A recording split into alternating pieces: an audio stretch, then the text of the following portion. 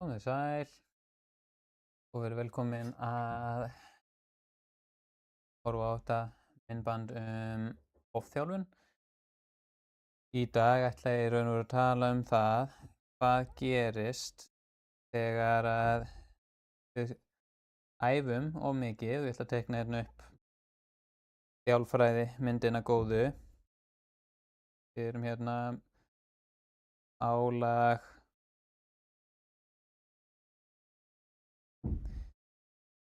Hérna setjum við nýtt álag á líkamann, þá verður alltaf aðeins verri af því við þreytumst. Síðan smám saman fyrir að bregðast við álaginu, þar til við verðum betri á þessu hérna tímabili, og ef við hættum að æfa þar þá höldum við bara áfram æfum jafn mikið, þá höldum við áfram vera svipað góð. Ef við hættum að taka það álag þá fyrir við hérna niður aftur. En þá stóra spurningin, hvað gerist ef við tökum næstu æfingu eða næstu þyngingu á álagi þegar við erum á þessu hérna tímabili. Þá fyrir við lengra niður.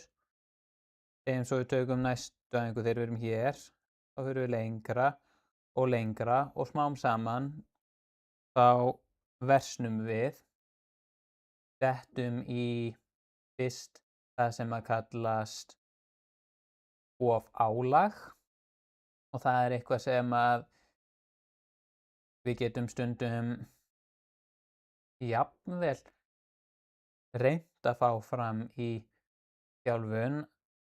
Tæknilega séð erum við í vægu ofálagi þegar við erum á þessu hérna svæði,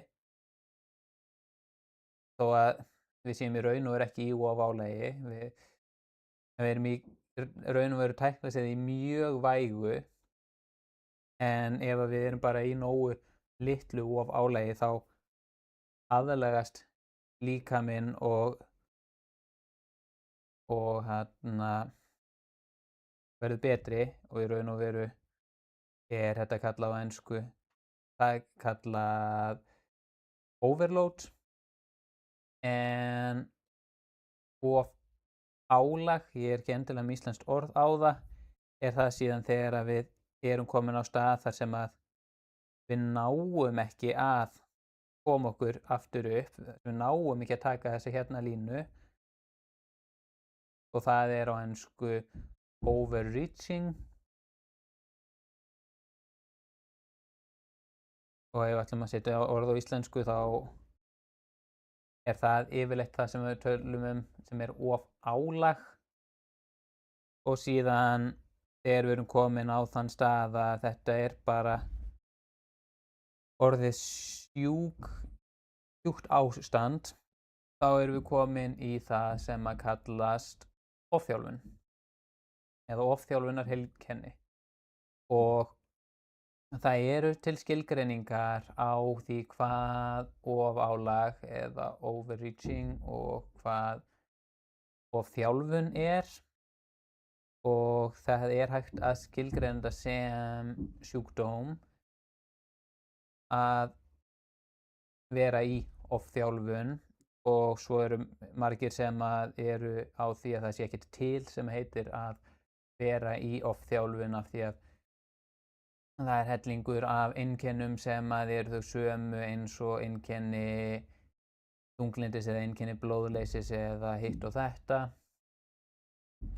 Og hvort sem þetta ofálagsheilkenni til eða ekki, þá skiptir það í raun og veru engu máli þannig séð varðandi það sem ég ætla að ræða, af því að það sem raunverulega til það raunverulega hægt að fara í ofþjálfun. Það raunverulega hægt að brjóta líkamann of mikið á æfingum, þannig við séum bara að fara niður á við, og það hægt að gera þetta þannig að það verði sjúklegt ástand út af þessu, og til þess að losa okkur úr því ástandi þá þurfum við í raun og veru að hætta að vera í þessu sjúklega ástandi þar sem við erum að brjóta okkur niður. Og ef við skoðum myndin aftur, ef við ætlum að ef við erum komin hingað á þennan hérna stað, við gerum nýju línuna mína, og tökum æfingu sem eins erfið og gamla æfingin, eða sem væri kannski rétt æfing fyrir þetta hérna tímabil, þá væri sú æfing of erfið fyrir það. Og það eitt af því sem gerist í ofþjálfun og ofálagi, að eðlilegar æfingar sem við ættum að ráða við undir eðlilegum kringumstæðum, þær fara að verða of erfiðar og þess vegna þurfum við að minnka álagið þannig við náum okkur upp aftur. Og það í raun og veru lausnin við ofálags vandamálum eða ofþjálfunar vandamálum, að við þurfum að minnka álagið. Og oft ekki einu sinni nóg að minnka álagið, heldur viljum við oft fá jafnvel virka endurheimt inn í, en þá þarf það að vera virka endurheimt, það má ekki bara vera meiri þjálfun. En já, ég ætla að fara örsnöggt yfir skilgreiningarnar á ofþjálfunarheilkenni. Við erum með vægasta gerðin af ofþjálfun það sem maður kallar svo functional overreaching. Þetta í raun og mjög tímabundin frammistöðulækkun sem að síðan veldur því að við verðum svo betri. Og það það sem við erum mjög mikið að nota til þess að æfa okkur. Og það eitthvað sem að við í raun og veru læknumst af á einmitt degi til viku. Og það í raun og veru ekki til að hafa áhyggjur af. Þetta það sem við erum að sækjast eftir í þjálfun, að við brjótum okkur nógu mikið niður til þess að líkaminn þurfi að byggja sig upp sterkari. Og það tæknilega séð vægasta stig af ofþjálfunar vandamálinu, en þetta það sem við erum að sækjast eftir og ekkert vandamál. Síðan, ef að við erum komin aðeins lengra og myndin hættir að líta svona út og fer að líta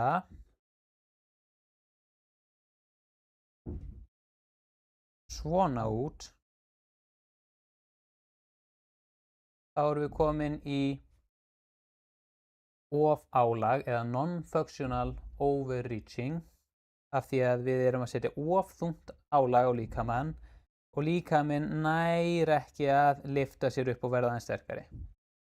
Hérna erum við komin í hættulegt ástand þar sem að það ekki gaman að vera í, af því að hérna vilja margir svo bara fara að æfa meira til að ná meiri árangri, af því að þau ekki að bæta sig. Það sem við þurfum að gera hérna bara einfaldlega að minnka álagið til þess að við skríðum upp úr þessari holu, og þetta tekur yfirleitt nokkra vikur að jafna sig af. Og hérna við yfirleitt að það sem þetta lítur í raun og veru meir út eins og að við erum að grafa okkur holu. Síðan ef við höldum áfram að grafa holuna nógu djúpt, þá endum við í því sem að kallað ofþjálfun eða á ensku overtraining syndrome, og það eitthvað sem tekur mánuð, jafnvel ár að ná sér upp úr. Einkenni ofálags, og þá ég að tala þetta neikvæða ofálagsins, þess að annar og þriðja stigs ofálag sem non-functional overreaching og overtraining syndrome, og það það sem ég mun tala í restina af myndbandinu sem ofálag og ofþjálfun. Einkennin líkamleg, það minni geta á æfingu með keppni, það minni geta varðandi hámarksgetu, það minnkuð threshold geta, maður finnur fyrir meiri þreytu á æfingum, það viðvarandi þreyta sem fer ekki, vera að lenda í svefntruflunum, aukin sýkingatilhneiging, maður verður festsæknari og það bara, maður almennt séð niður á við góð leið til þess að skima fyrir þessu hvort að gripstyrkurinn manns fer að minnka. Önnur góð leið að fylgjast með hvíldarpúls, ef hann fer að verða eitthvað óeðlilega hár þá þetta ofta að gerast. En að sama skapi þá geta aðrir hlutir valdið því að gripstyrkur minnki eða að hvíldarpúlsinn að hann hækki, þannig ekki taka þetta of hátíðlega. Og síðan eru líka sálræn einkenni og þau eru depurð, minnkuð áhugahvöt, pirringur, minnkað sjálfstraust og sálrænu einkennin eru eitt stöðugasta merkið það að maður sé kominn í of álag eða að maður sé á leiðinni í of þjálfun. Og svo erum við með lífeðlisfræðilegu merkin sem eru eins og ég talaði áðan að púlsinn getur breyst eða þá að það sem kallast heart rate variability sem bara munurinn á púlsinum yfir sólarhringinn breytist og það raunverulega það sama. Það getur verið breytt kortikólsvörun í líkamanum og katekólamínsvörun og eins breytt acetylcholinsvörun og þetta eru allt taugaboðefni og það hefur engin ákveðin mæling nógu mikla þessum kallum næmni og sértækni til þess að duga til greiningar á ofþjálfun og það sem það þýðir að næmni og sértækni segja til hve mikið af fólki við greinum falskt jákvætt eða falskt neikvætt fyrir einhverju vandamáli og ef við skoðum þessar mælingar, þessi lífeðlisfræðilegu merki þá til dæmis ef við tökum það að hvíldarpúlsinn hann hækki, það getur verið út af svo mörgu öðru að getur til dæmis bara verið að maður hafi ekki drukkið nógu mikið eða maður sé bara veikur eða eitthvað þannig og þá hækkar hvíldarpúlsinn. En ef við myndum ætla að nota það til þess að greina fyrir ofþjálfun þá myndum við bara greina svo marga með ofþjálfun sem eru bara glíma við eitthvað annað, sama með púlsinn, þá ekki allir sem fara í ofþjálfun sem hækka í hvíldarpúlsi. En þetta við getum ekki reitt okkur á lífeðlisfræðilegu merkin, en ef við vitum af þeim þá getur þau hjálpað okkur að finna út hvað í gangi. Og aðalmálið með af hverju við lendum í ofþjálfun eða ofálagi að við erum með misræmi milli álags og endurheimtar og yfirleitt vandamálið mjög algengt að vandamálið sé ekki það að við séum að æfa of mikið og komst ekki upp.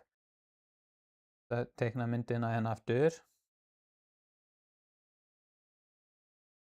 Vandamálið yfirleitt ekki æfingin hérna, hún sé of þung.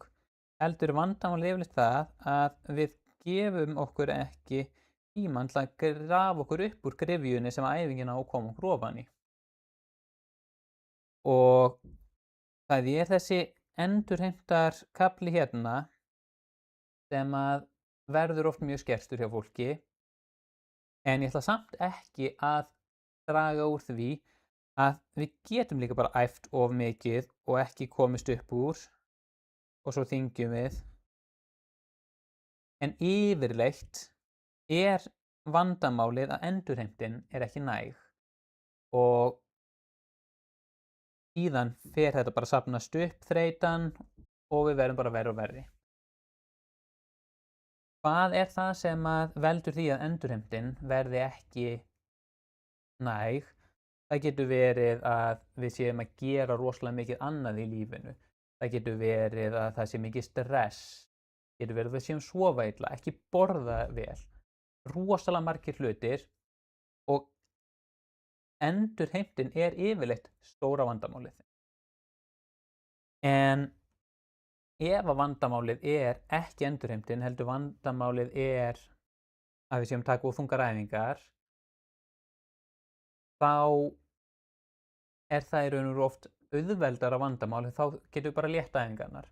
En ef að vandamálið er endurheimtin og við bara ákveðum að hvíla bara, þá kannski náum við ekkert að grafa okkur upp úr gryfjunni. Af því að þá kannski endum við bara flöt í staðinn fyrir að smám saman ná okkur. Það sem að getur farið síðan að gerast er að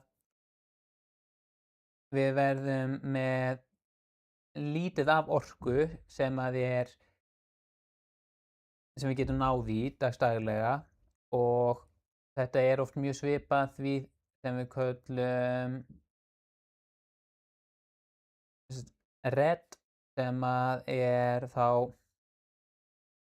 algengt vandamál í íþróttum þar sem fólk er ekki með nógu mikið af orku og oft næringartengt. En þegar að við lendum í því að vera ekki með næga orku fyrir það sem við erum að gera, til dæmis ef við erum ekki að borða nógu mikið, er að það breytir því hvernig taugakerfið og hvernig hormónakerfið virka og þegar að það verða þessar breytingar þá hægist á endurheimtinni, orkan okkar minnkar og dæmi um það sem breytist er að testósterón lækkar, breytingar verða á skjaldkirtilshormónum, það verður aukið kortisól í líkamanum og þá erum við í raun og veru í varnarham alltaf. Og þetta er bara í raun og veru mjög svipað eins og þegar við erum í krónísku stressástandi.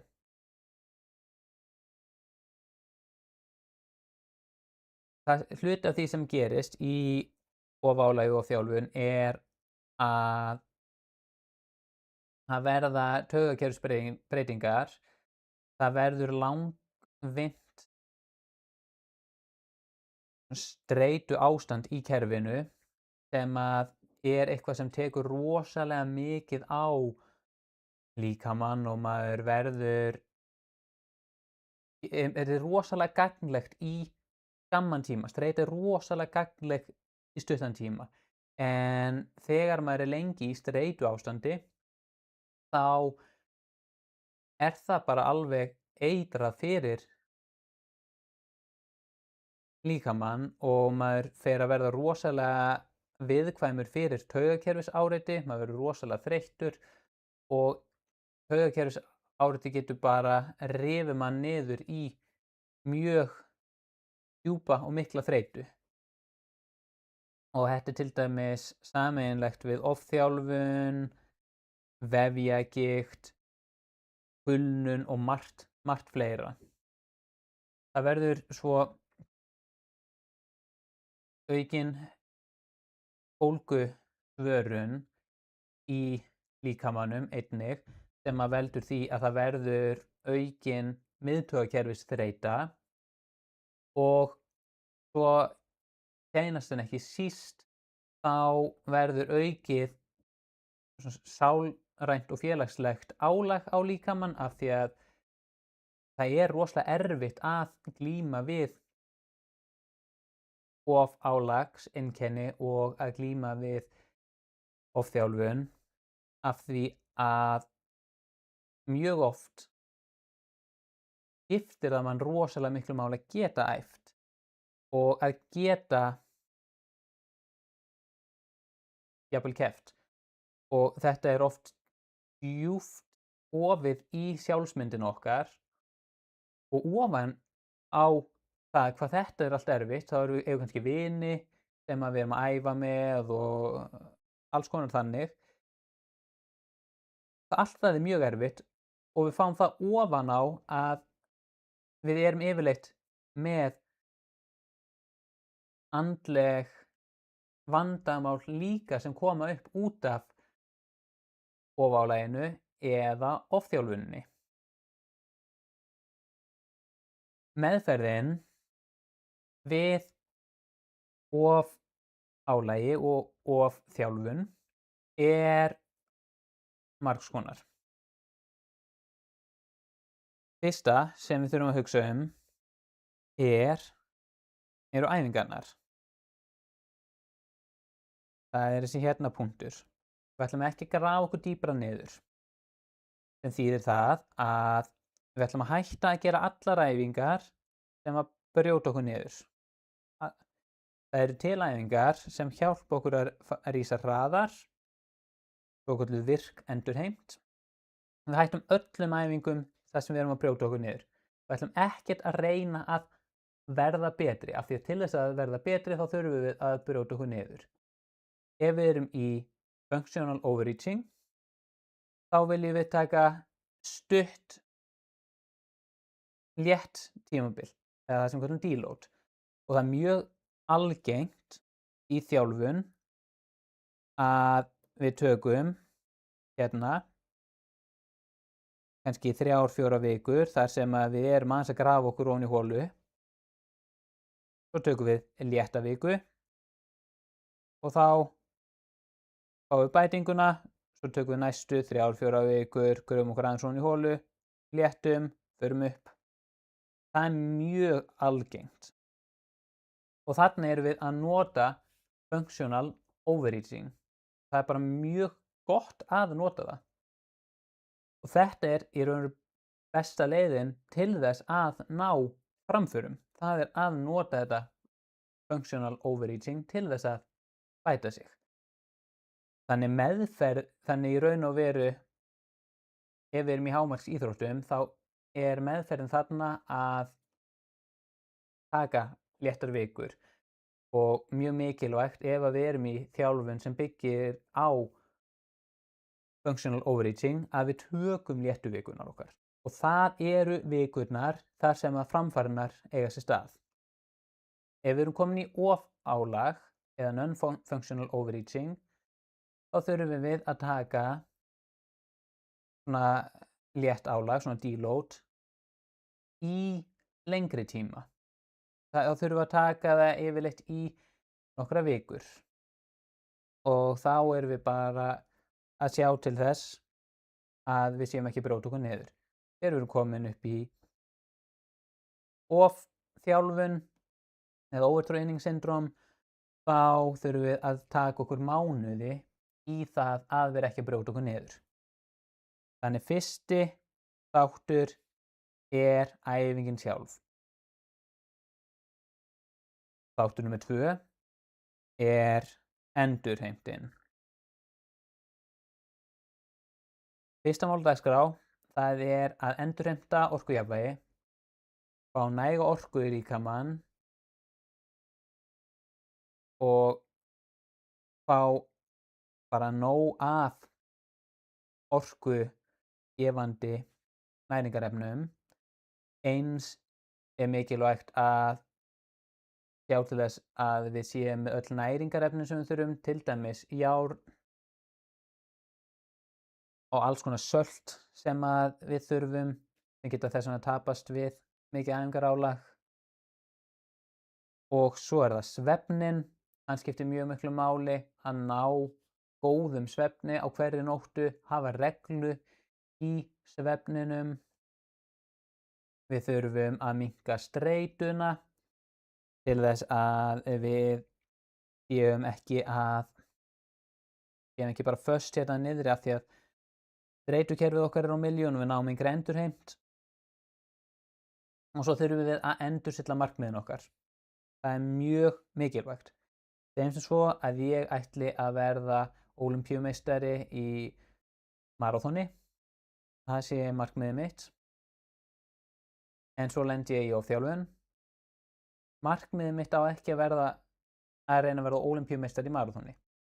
Markmiðið mitt á meðan ég í ofþjálfunni á bara að vera, núna ætla ég að koma mér upp úr ofþjálfunni, og markmiðið á heldur ekki vera, núna ætla ég að koma mér upp úr ofþjálfunni til þess að geta farið að taka vel á því, til þess að geta farið að berjast að vera ólympíumeistari í maraþoni. Heldur það bara, núna ég komin í þetta ástand og ef að ég ætla að reyna að rífa mig upp úr henni, upp úr þessu til þess að geta haldið áfram, þá er ég bara að fara að sökkva aftur ofan í, þannig þá á ég aldrei eftir að ná einhverjum langtíma háum markmiðum, þannig núna er markmiðið bara að geta farið að sofa betur, ná hvíldarpúlsinum niður, minnka streitu í lífinu. Þannig við þurfum að endurstilla markmiðin og þegar við erum komin út úr ofþjálfuninni og komin út úr ofálaginu, þá þurfum við að setja okkur markmið aftur. Þá er rosalega mikilvægt að við vitum hvað kom okkur í ofþjálfunina og pössum upp á að við gerum ekki sömu mistökin aftur.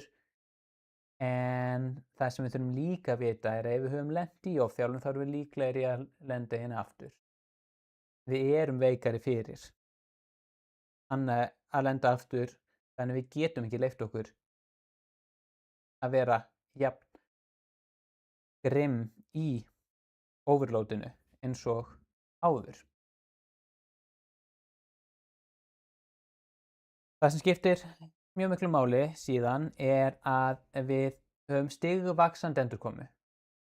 Við byrjum á lágri ákefð og svo smám saman aukum við magnið og þegar við erum búin að auka við magnið þokkalega, þá þurfum við að auka við hraðan og það sem er erfitt fyrir taugakerfið.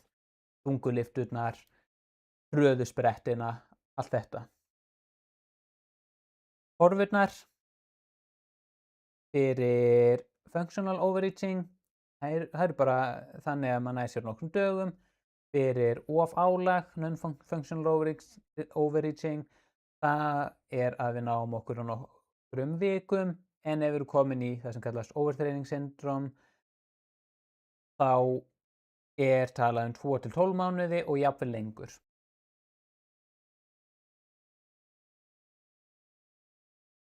Og góðu fréttirnar eru þær að ofþjálfun eða overtraining syndrome er bara ansi sjaldgæft vandamál. Oftast þegar fólk er búið að grafa sig niður í álagshóluna, þá er það ekki að glíma við ofþjálfun. Þá er það að glíma við ofálag og það er bara frábært. Af því að það er náttúrulega glatað að vera að glíma við ofálag, en það tekur bara nokkra vikur að koma sér upp úr því. Gallinn er að maður þarf að leyfa sér að taka sér nokkra vikur til að komast upp úr því og svo heldur maður áfram. Og þegar maður er komin upp úr því, þá ætlar maður ekki að vera komin upp úr því og negla á það. Heldur kemur maður sér upp úr því og svo byrjar maður á núllpunkti og byggir ofan á það. Og einmitt passar upp á að maður gerir ekki sömu mistökin og komu manni ofan í holuna. En þó að þessu fáir sem að glíma við raunverulega ofþjálfun, þá er þetta raunverulegt vandamál. Og það er mjög mikilvægt að horfa ekki framhjá því. Og það er mikilvægt að gera sér grein fyrir að ofþjálfun er ekki bara mikil þreyta, heldur er þetta fjölþætt vandamál sem að þarf að takast á við. Það er engin blóðprufa eða neitt þannig sem getur bara greint ofþjálfun. Orkujafnvægi og streita almennt skiptir gífurlega miklu máli og oft meira máli en æfingarnar sjálfar. Sálræn einkenni, þau eru algeng fyrir fólk sem er að glíma við ofþjálfun og sem betur fer eru flestir sem halda þeir séu að glíma við ofþjálfun raunverulega að glíma við ofálag eða non-functional overreaching.